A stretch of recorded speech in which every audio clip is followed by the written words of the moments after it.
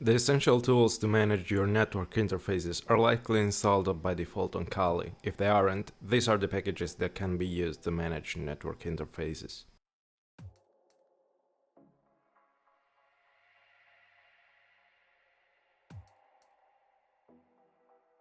Whenever we hear sounds, we are changed, we are no longer the same.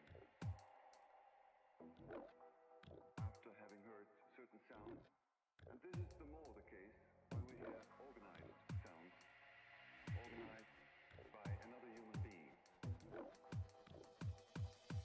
Music.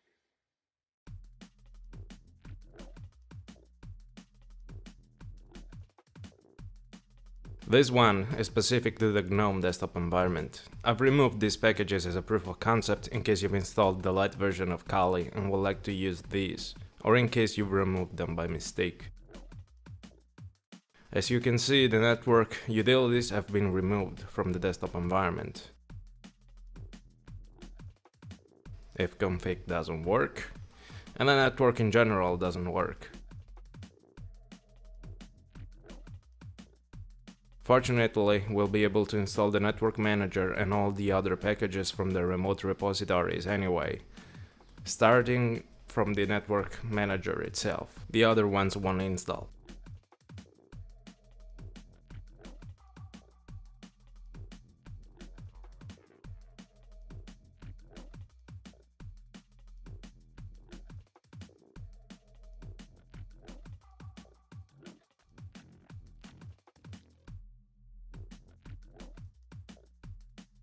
Done, now everything works again.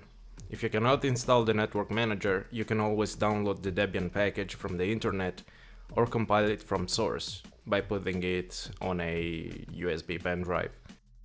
For more information on the ifconfig command, check out my other video on the Kali network tools. You can also locate and check the network interface configuration files for if up and if down by typing in man interfaces.